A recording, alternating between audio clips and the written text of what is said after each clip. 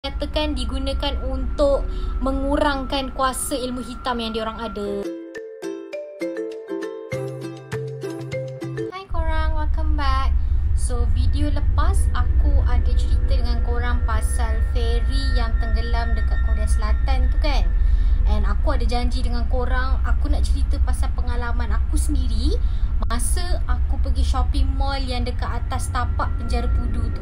So kalau korang tahu sejarah dan cerita di sebalik penjara Pudu tu sendiri, korang takkan rasa benda ni macam sesuatu yang di luar jangkaan lah. Sebab basically selepas penjara Pudu tu tutup pun, geng-geng paranormal memang selalu pergi tapak penjara Pudu tu untuk aktiviti-aktiviti paranormal, mencari entiti.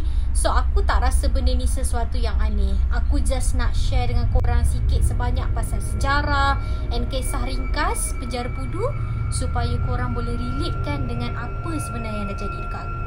Okay, penjara Pudu ni sebenarnya salah satu penjara yang agak glamour dekat Malaysia.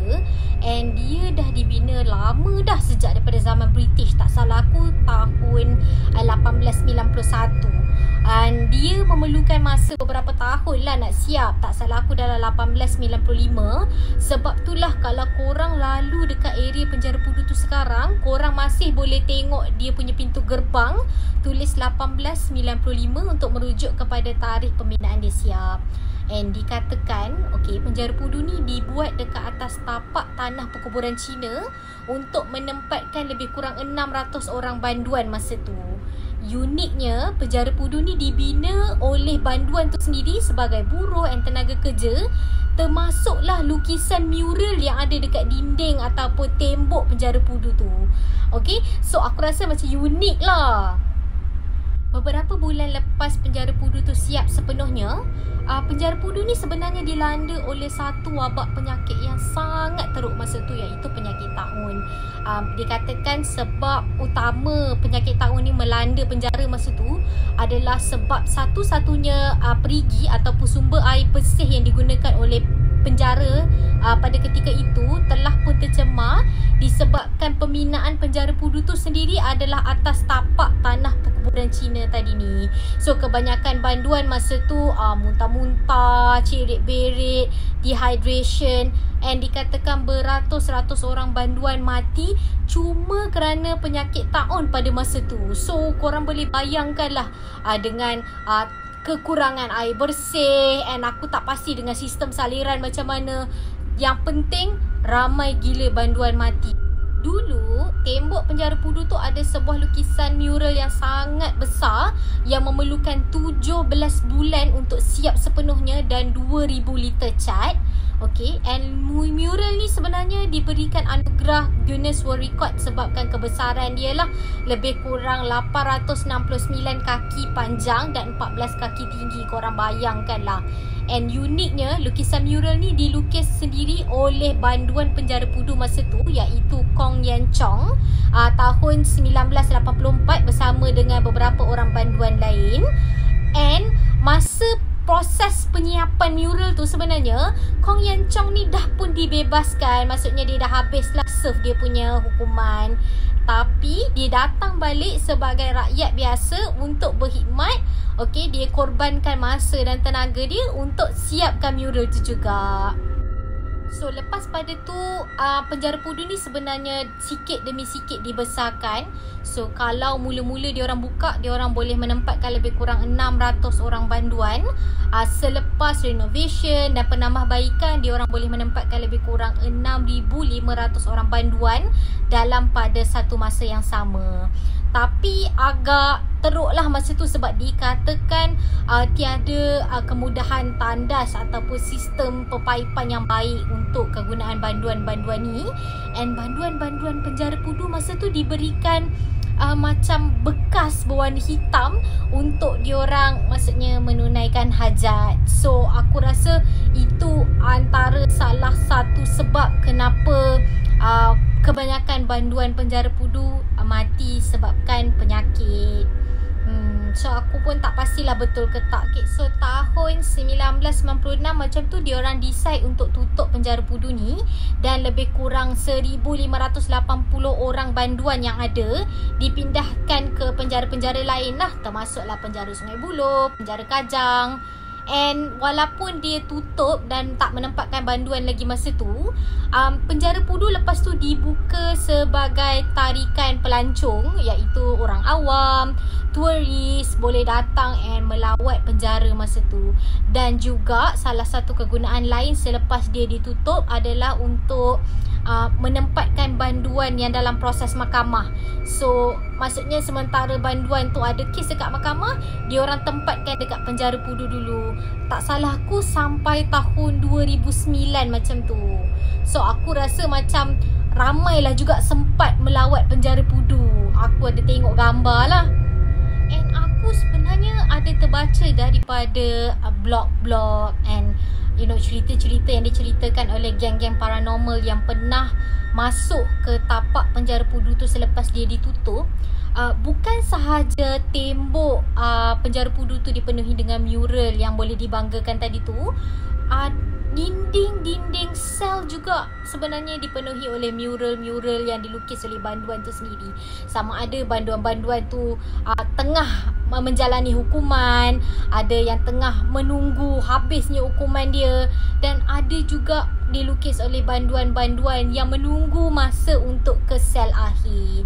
So sel akhir ni basically macam the last cell sebelum kau dihukum gantung. And sel ni agak seram sebab basically kau dah tahu apa penghairan kau kat situ.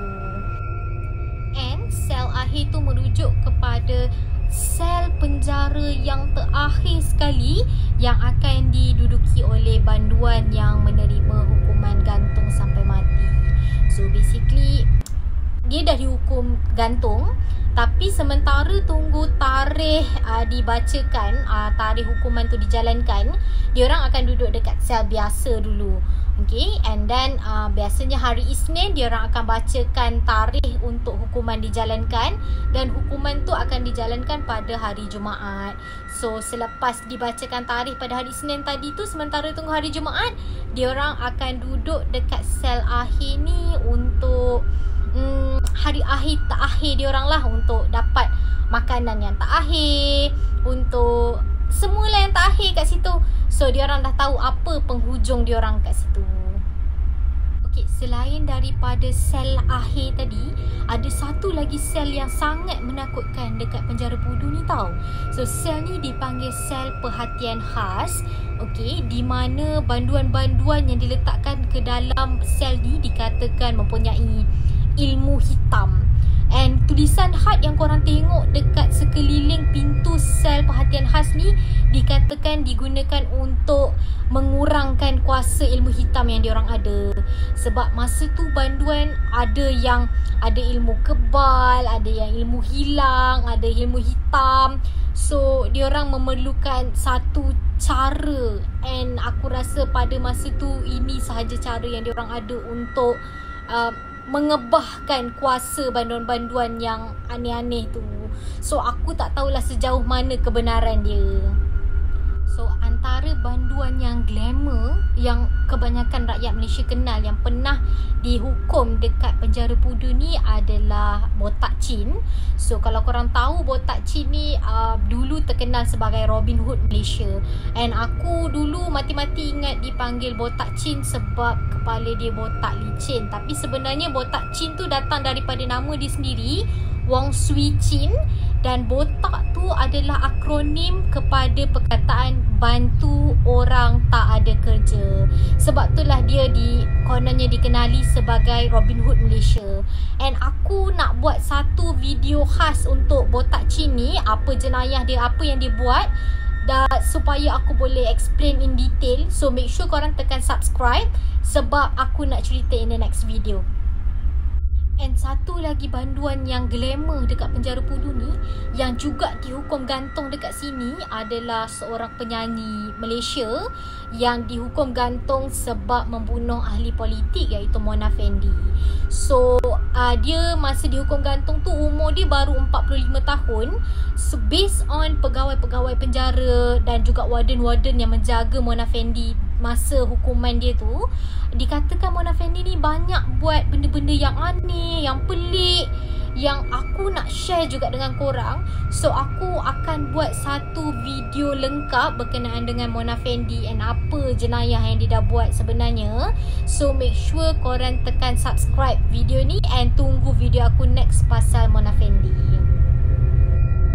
Okay, bertahun-tahun lepas penjara Pudu ni dibina, tapak penjara Pudu ni sebenarnya dah pun dirobohkan secara sepenuhnya. Dan dekat atas tapak penjara Pudu tu dibina sebuah shopping mall lah yang dipanggil Lalaport BBCC ataupun Bukit Bintang City Centre, dan juga perumahan.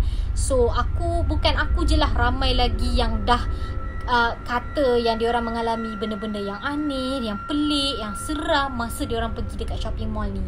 Tapi masa aku pergi tu, shopping mall ni masih belum banyak kedai yang buka, tapi pengunjung ramai. Sebab shopping mall ni sekarang tengah glamour and tengah viral dekat TikTok untuk tangga LED dia dan juga rooftop garden. So kalau korang dah pergi, cuba korang cerita dekat aku dekat komen apa pengalaman korang masa korang pergi mall ni. Best ke tak? So sepanjang masa aku dekat mall tu, satu persoalan je sebenarnya yang keep on berlega dekat kepala otak aku masa tu adalah kedai mana yang sangat bertuah yang dibina dekat atas tapak sel akhir ataupun sel perhatian khas tu. And aku rasa tak aneh dan tak di luar jangkaan pun untuk orang ramai yang pergi dekat shopping mall tu untuk mengalami peristiwa-peristiwa aneh, mistik, based on sejarah and apa yang pernah terjadi dekat tapak penjara tu sebenarnya. So that is all for today. Macam aku cakap, jangan lupa subscribe sebab in the next video aku nak cerita dengan korang pasal dua perkara, iaitu pasal botak chin dan juga pasal Mona Fendi. So make sure korang tekan like video ni and subscribe.